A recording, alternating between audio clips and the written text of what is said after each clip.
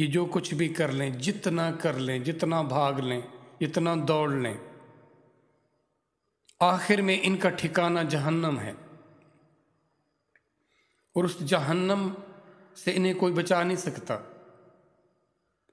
اور وہ ایسی جگہ ہے جو بھی وہاں جائے گا، پلٹ کر تو تم نے جانا ہے نا، اب تم اگر پلٹ کر لوٹ کر جہنم کی طرف جاؤ گے تو یاد رکھنا وہ بہت برا ٹھکانہ ہے، رسوا کر دینے والا، انتہائی تکلیف دینے والا ٹھکانہ، جہاں ایک پل کو بھی آرام اور چین نہیں ملنے والا۔ تو یہاں کفر کتنے دن ہم کر لے گا وہ کرنے والا، جینے والا کتنا جی لے گا؟ اس زندگی کا اس زندگی سے کوئی تقابل بنتا ہی نہیں ہے۔ جو محدود ہو اس کا لامحدود سے تقابل کرنا ہی ویسے حماقت ہے۔ یہ بات ہمیں سمجھ نہیں آ رہی۔ دیکھیں، اس سے پہلے ہماری زندگی نہیں تھی، ہم نہیں تھے، ہمیں یہ وجود، یہ زندگی دی گئی، دینے والے نے دی، اور وہ جو جس نے دی وہ اب لے بھی لے گا، اور ہمارے سامنے ہے کہ لوگ مر جاتے ہیں، اور جو مر جاتے ہیں وہ پھر لوٹ کر اس دنیا میں آتے ہی نہیں ہیں۔ وہ اپنے دانست میں، اپنی سوچ میں تو وہ بڑے کامیاب لوگ ہوتے ہیں، بڑا چیزوں کو، معاملات کو انہوں نے مینیج کیا ہوتا ہے۔ پھر کون ہے ایسا کہ جس کے آگے ہم بے بس ہو جاتے ہیں اور اس دنیا کو چھوڑ دیتے ہیں؟ کوئی ہے نا جس نے ہمیں یہ وجود بخشا، یہ زندگی دی، پھر وہی ہمیں موت دیتا ہے۔ اب اس کا یہ اس کا اعلان ہے، دیکھو پھر میں نے تمہیں ایک زندگی پھر دینی ہے۔ اب ہمیں اس زندگی کے ملنے کا یقین نہیں ہے۔ یقین کس لیے نہیں ہے؟ کیونکہ اس اپنے مالک اور اپنے رب کے ہونے کا یقین نہیں۔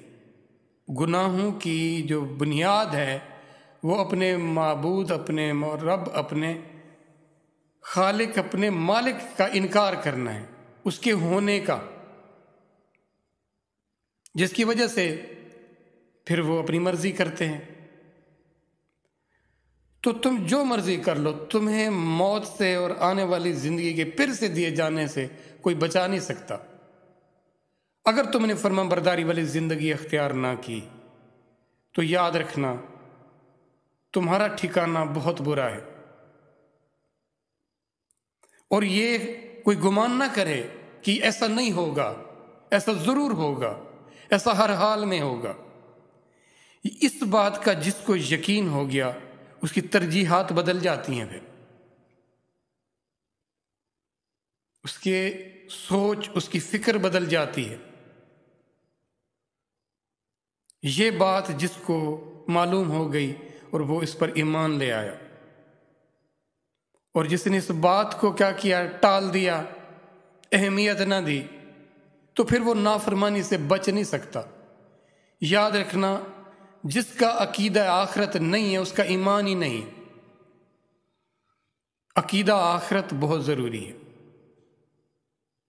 کہ میں نے پھر سے جینا ہے، اور میں اب جو جیا ہوں مجھے اس کا ایک ایک پل کا حساب دینا ہوگا۔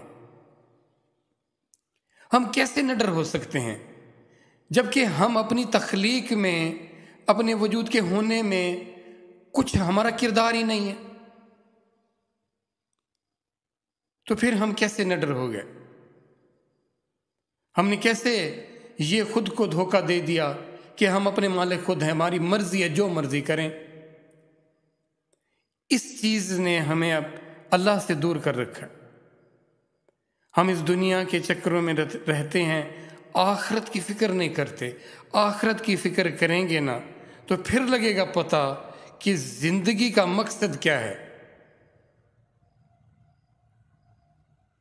اور اس چیز کے قریب ہمیں کون نہیں آنے دیتا؟ وہ لوگ نہیں آنے دیتے جن کو ہم نے اپنا کیا ساتھی بنایا ہوا ہے، جن کو ہم خوش کرنے کے چکر میں پڑے ہوئے ہیں۔ اللہ اور اس کے رسول زیادہ حقدار ہیں کہ انہیں راضی کیا جائے، دنیا کے لوگ، دنیا کے یہ سارے جتنے بھی رشتے تعلق ہیں، ان کے ساتھ کوئی نہ کوئی غرض ضرور شامل ہے۔ کوئی بھی تعلق، کوئی بھی رشتہ غرض سے پاک نہیں ہے۔ لیکن یہ یاد رکھیے گا، اللہ اور اس کے رسول کو آپ سے کوئی ایسی غرض نہیں ہے۔ وہ آپ کو دینا چاہتے ہیں، وہ آپ سے کچھ لینا نہیں چاہتے۔ اور جو اس طرح سے محبت کرنے والے، ایسے احساس کرنے والے رشتے تعلق چھوڑ کر، ان سے تعلق کو توڑ کر ان کے لیے ہم ذلیل اور خوار ہوں جو کل کو ہمارے کسی کام نہ آئے، یہ کوئی عقل مندی نہیں ہے۔